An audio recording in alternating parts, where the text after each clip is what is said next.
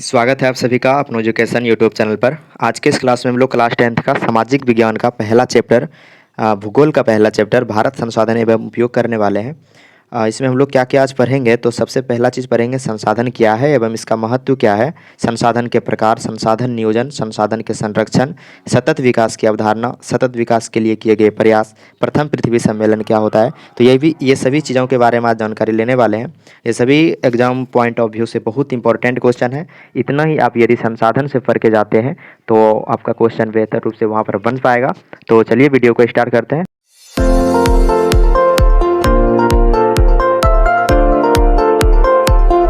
तो पहला क्वेश्चन क्या है हम लोग का, संसाधन का महत्व।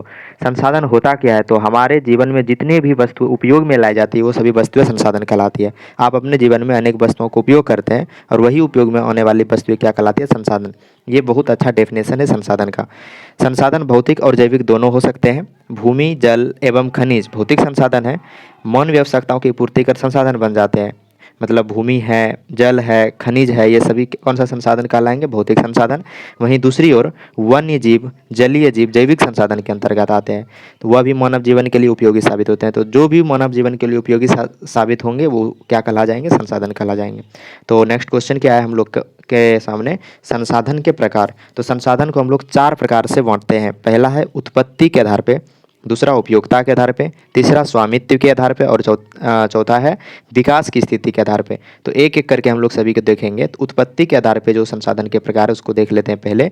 उत्पत्ति के आधार पर संसाधन को 2 भागों में बांटा गया, एक है जैव संसाधन और एक है अजैव संसाधन। ध्यान रखना है, पहला है जैव संसाधन और दूसरा है अजैव संसाधन। ऐसे संसाधनों की प्राप्ति जैव मंडल से होती है। इनमें सजीव के सभी लक्षण मौजूद होते हैं, जैसे मनुष्य, वनस्पति, मत्स्य, पशुधन एवं अन्य प्राणी समुदाय। यहाँ से आप सीधा सीधा समझिए कि जैव संसाधन जो है वो सजीव से प्राप्त संसाधन है। तो ऐसे में एग्जाम्पल क्या हो जाएगा, मनुष्य, वनस्पति, मत्स्य, पशुधन, अन्य प्राणी। और अजैव संसाधन जो होते हैं वो निर्जीव वस्तुओं के समूह को कहते हैं। निर्जीव वस्तुओं के समूह को अजैव संसाधन कहते हैं, जैसे चट्टान, धातु, खनिज आदि। आगे देख लेते हैं हम लोग उपयोगिता के आधार पर। तो उपयोगिता के आधार पर भी इसको कितने भागों में बांट देते हैं, 2 भागों में। और ये बहुत वेरी इंपॉर्टेंट क्वेश्चन है उपयोगिता के आधार पर। पहला है नवीकरणीय संसाधन और दूसरा है अनवीकरणीय संसाधन। पहला जो है नवीकरणीय संसाधन, वैसे संसाधन जिन्हें रासायनिक या यांत्रिक प्रक्रिया द्वारा नवीकृत कर सकते हैं। भौतिक, रासायनिक, यांत्रिक प्रक्रिया द्वारा नवीकृत मतलब जिसे पुनः प्राप्त किया जा सकता है, जिसे हम पुनः नया कर सकते हैं, उसे क्या बोलेंगे, नवीकरणीय संसाधन। नाम से क्लियर है, नवीकरणीय, जिसको नवीन कर सकते हैं। नवीन मतलब क्या होता है, नया।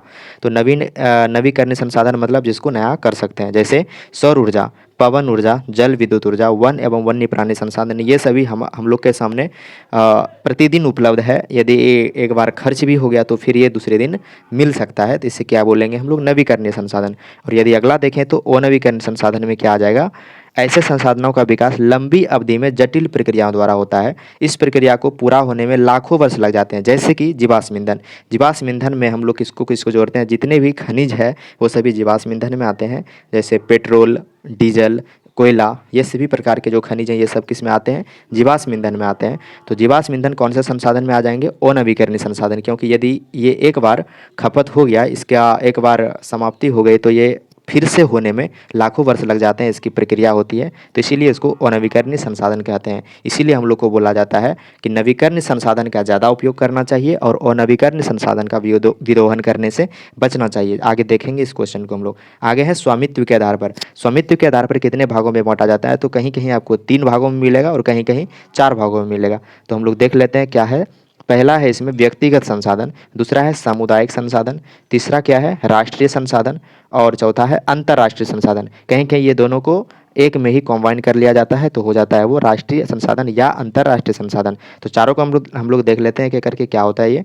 तो पहला जो है व्यक्तिगत संसाधन। व्यक्तिगत संसाधन या इसको हम लोग निजी संसाधन भी कहते हैं। ऐसे संसाधन किसी खास व्यक्ति के अधिकार क्षेत्र में होता है। निजी मतलब जो निजी हो, जिसके बदले में वो सरकार को लगान भी चुकाते हैं, मतलब सरकार को कुछ लगान चुकाना पड़ता है, लेकिन वो वस्तुएं, वो जो संसाधन है वो उसका निजी है। जैसे भूखंड, किसी का घर होता है, अन्य जायदाद जिस पर लोगों का निजी स्वामित्व होता है, जैसे बाग बगीचा, तालाब, कुआं। ऐसे तालाब जो है ये निजी भी हो सकता है और सामुदायिक भी हो सकता है। ये आगे हम लोग देखेंगे। कुआं भी निजी हो सकता है और सामुदायिक हो सकता है। सामुदायिक क्या होता है देख लेते हैं। ऐसे संसाधन किसी खास समुदाय के आधिपत्य में होता है, मतलब कुछ लोग मिलकर एक समुदाय बना लेते हैं और उसके आधिपत्य में ये संसाधन होता है, जिसका उपयोग समूह के लिए सुलभ होता है, जैसे चारण भूमि, शमशान, मंदिर, मस्जिद, सामुदायिक भवन, तालाब, सार्वजनिक पार्क, पिकनिक स्थल, खेल मैदान। इसमें यदि पूछा जाए कि मंदिर कौन सा संसाधन है, तो मंदिर जान सकते हैं कि कोई भी लोग मंदिर जा सकता है, मतलब वो सामुदायिक संसाधन है। चलिए आगे देख लेते हैं राष्ट्र संसाधन क्या होता है। तो राष्ट्र संसाधन में क्या आ जाएगा, कानूनी तौर पर देश या राष्ट्र के अंतर्गत सभी उपलब्ध संसाधन, कौन से संसाधन होंगे, राष्ट्रीय संसाधन। मतलब हमारे भौगोलिक क्षेत्र की सीमा के अंदर आने वाले सभी प्रकार के संसाधन कौन सा संसाधन कहलाएंगे, राष्ट्रीय संसाधन। किसी भी देश के हो, किसी अन्य देश के भी ऐसा हो सकता है कि उसके भौगोलिक क्षेत्र के सीमा के अंदर जितने भी संसाधन उपलब्ध हैं वो कौन से कहलाएंगे, राष्ट्रीय संसाधन। और भौगोलिक सीमा के बाहर जितने भी संसाधन है वो क्या कहलाएंगे, अंतर्राष्ट्रीय संसाधन। अंतर्राष्ट्रीय संसाधनों में ऐसे संसाधनों का नियंत्रण अंतर्राष्ट्रीय संस्था करती है। तट रेखा से 200 किलोमीटर की दूरी छोड़कर, मतलब तट रेखा से किसी देश के जो समुद्री तट होता है उसने उससे 200 किलोमीटर को छोड़कर खुले महासागर संसाधन पर किसी देश का अधिकार नहीं होता। उस पर किसका अधिकार होता है, अंतर्राष्ट्रीय संसाधन, जो कि एक अंतर्राष्ट्रीय संस्था होती है। ये क्वेश्चन आपसे पूछा जा सकता है कि अपवर्जक आर्थिक क्षेत्र में कितने किलोमीटर आते हैं, तो 200 किलोमीटर आते हैं। चलिए नेक्स्ट देख लेते हैं। नेक्स्ट है विकास की स्थिति के आधार पर। विकास की स्थिति के आधार पर भी हम लोग इसको 4 भागों में और कहीं कहीं 3 भागों में भी बांटते हैं। तो क्या है, एक एक करके देख लेते हैं हम लोग। तो पहला क्या है, संभावी संसाधन। संभावी संसाधन क्या होता है, ऐसे संसाधन जिन्हें उपयोग में लाए जाने की संभावना रहती है किंतु तकनीक की कमी, दुर्गम क्षेत्र तथा अन्य कारणों से उनका उपयोग नहीं हो पाता है। भविष्य में संभावना है कि उसका उपयोग हो पाएगी, लेकिन अभी तकनीक की कमी या और किसी अन्य वजहों से उसका उपयोग नहीं लाया जा सकता है। तो उसे क्या बोलेंगे हम लोग, संभावी संसाधन बोलेंगे। दूसरा है विकसित संसाधन। जिन संसाधनों की तकनीक विकसित हो चुकी है, जिन संसाधनों की तकनीक विकसित हो चुकी है और जिन्हें खोज कर उनका उपयोग किया जाता है, मतलब तकनीक भी विकसित हो चुकी है और उसका उपयोग भी किया जा रहा है, ऐसे संसाधन को कौन सा संसाधन बोलेंगे, विकसित संसाधन। संभावी मतलब भविष्य में संभावना है कि इसका उपयोग होगा, विकसित मतलब इसका उपयोग किया जा रहा है। नेक्स्ट है कौन सा, भंडार संसाधन। जो संसाधन किसी विशेष क्षेत्र में मौजूद तथा मानव की आवश्यकताओं की पूर्ति करने में सक्षम हो, परंतु उपयुक्त प्रौद्योगिकी के अभाव में उनका उपयोग नहीं हो रहा हो, उन्हें क्या बोलेंगे, भंडार संसाधन। मतलब कहीं इसका भंडार लगा हुआ है लेकिन उसका अभी भी तकनीक के कमी के कारण अभी तक उसका उपयोग नहीं हो पा रहा है। इसी को भंडार और संचित को संसाधन एक ही है, दोनों सेम सेम ही है। चलिए नेक्स्ट देख लेते हैं हम लोग, संसाधन नियोजन क्या होता है।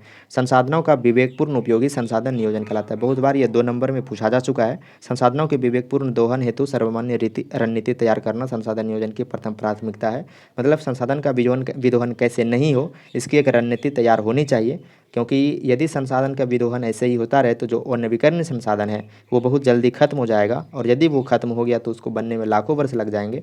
और अभी हम लोग सबसे ज़्यादा यदि निर्भर है तो वो नवीकरणीय संसाधन पर है। ये सब पॉइंट आप देख लीजिएगा, ये बहुत बड़ा पॉइंट नहीं है। नेक्स्ट देख लेते हैं संसाधन संरक्षण क्या होता है।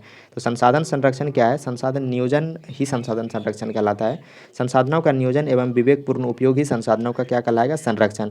आवश्यकता से अधिक संसाधनों का उपयोग मौजूदा पर्यावरण के लिए असंतुलन का कारण बनता है। मतलब यदि हम आवश्यकता से अधिक संसाधनों का उपयोग करते हैं, जैसे जीवाश्म ईंधन है, कोई भी जीवाश्म ईंधन बहुत हानिकारक गैसें उत्पन्न करती हैं जो हमारे पर्यावरण के लिए असंतुलन का कारण बनता है। व नवीकरण संसाधन के प्रति तो और अधिक सतर्क होने की आवश्यकता है, क्योंकि इन्हें पूर्ण नवीनीकृत नहीं किया जा सकता। संसाधन संरक्षण हेतु अंतर्राष्ट्रीय स्तर पर अनेक सम्मेलन हुए। सर्वप्रथम 1968 ईस्वी में क्लब ऑफ रोम ने इसकी वकालत की थी। पर्यावरण संरक्षण हेतु सर्वप्रथम स्टॉकहोम में विश्व शिखर सम्मेलन, ये क्वेश्चन वेरी वेरी इंपॉर्टेंट है और आपसे पूछा ही जा सकता है। पर्यावरण संरक्षण हेतु सर्वप्रथम स्टॉकहोम में विश्व शिखर सम्मेलन 1972 ईस्वी में आयोजित हुआ। क्वेश्चन पूछा जाता है विश्व शिखर सम्मेलन के बारे में कि ये कहाँ पर आयोजित हुआ था, तो सर्वप्रथम स्टॉकहोम में कब हुआ था, 1972 ईस्वी में हुआ था। इस सम्मेलन के पश्चात प्रतिवर्ष 5 जून को पर्यावरण दिवस के रूप में मनाया जाता है। तो ये क्वेश्चन बहुत इंपॉर्टेंट है कि हम लोग पर्यावरण दिवस क्यों मनाते हैं, तो 5 जून को ही सबसे पहले एक सम्मेलन हुआ था स्टॉकहोम में, विश्व शिखर सम्मेलन 1972 ईस्वी को। इसी के कारण हम लोग 5 जून को पर्यावरण दिवस मनाते हैं, ये ध्यान रखना आपको ये क्वेश्चन। अगला क्वेश्चन है सतत विकास की अवधारणा। सतत विकास एक ऐसी प्रक्रिया है जिसमें यह सुनिश्चित किया जाता है कि वर्तमान पीढ़ी की आवश्यकताओं को पूरा करने के साथ भावी संतति, मतलब जो भविष्य में आने वाले है पीढ़ी, उसकी आकांक्षाओं और आवश्यकताओं की पूर्ति में कठिनाई ना हो, आज सतत विकास की अति आधुनिक और महत्वपूर्ण मुद्दा है। मतलब भविष्य में जो आने वाली पीढ़ी है उसको भी ध्यान रख के संसाधन का उपयोग किया जाना चाहिए, ताकि हम लोग उपयोग कर लें और आने वाली पीढ़ी कहीं उससे वंचित ना रह जाए। तो सतत विकास की अवधारणा मतलब सतत विकास चलते रहे, जैसा विकास आज चल रहा है वैसा ही विकास आगे भी चलते रहे। ये एक प्रकार का मुद्दा बन चुका है अभी हमारे विश्व में। तो सतत विकास के लिए बहुत सारे प्रयास किए जा रहे हैं। तो ये था सतत विकास, ये भी क्वेश्चन इंपॉर्टेंट है, ये भी आपको देख लेना है। और एक क्वेश्चन है प्रथम पृथ्वी सम्मेलन। तो प्रथम पृथ्वी सम्मेलन क्या होता है? पृथ्वी सम्मेलन भी हमारे पर्यावरण को बचाने के लिए, संसाधन के विदोहन को रोकने के लिए पहली बार पृथ्वी सम्मेलन बुलाया गया था। पृथ्वी सम्मेलन इसलिए कि उसमें बहुत सारे देशों के लोग भाग लिए थे। ये कब हुआ था? तो 3 से 4 जून 1992 ईस्वी, डेट भी पूछा जा सकता है। 3 से 4 जून 1992 से Rio de Janeiro. Rio de Janeiro कहाँ है? एक तो ब्राज़ील देश में है एक शहर है रियो डी जेनेरो, जहाँ पर कि प्रथम पृथ्वी सम्मेलन हुआ था, जिसमें विकसित एवं विकासशील देशों के लगभग कितने प्रतिनिधि भाग लिए थे? 178 प्रतिनिधि भाग लिए थे। इस सम्मेलन में ग्लोबल वार्मिंग, वन संरक्षण, जैव विविधता कार्यक्रम 21 एवं रियो घोषणा पत्र पर समझौता किया गया था। ये क्या था? प्रथम पृथ्वी सम्मेलन। तो यही हम लोग का लास्ट क्वेश्चन है। और जितने भी हम इसमें क्वेश्चन डिस्कस किए हैं सभी वेरी वेरी इंपॉर्टेंट क्वेश्चन है। इसका आपको नोट्स बना लेना है, और संसाधन से यदि क्वेश्चन पूछे जाएंगे तो यहीं से पूछे जाएंगे, इसके लिए आप कंफर्म रहिए। और इसमें जितने सारे ऑब्जेक्टिव बन रहे हैं उसको भी आप देख सकते हैं। ऑब्जेक्टिव भी इसी से पूछे जाएंगे, इसमें बहुत सारे ऑब्जेक्टिव हैं। नवीकरणीय संसाधन, अनवीकरणीय, जैव, अजैव, इस सब के एग्जाम्पल से ऑब्जेक्टिव पूछा जाता है, तो आप इसको ध्यान में रख सकते हैं। तो चलिए नेक्स्ट वीडियो में मिलेंगे, जिसमें कि भूमि, मृदा एवं जल संसाधन सब के बारे में डिस्कस करेंगे। तो लास्ट तक वीडियो देखने के लिए धन्यवाद। मिलते हैं नेक्स्ट वीडियो में।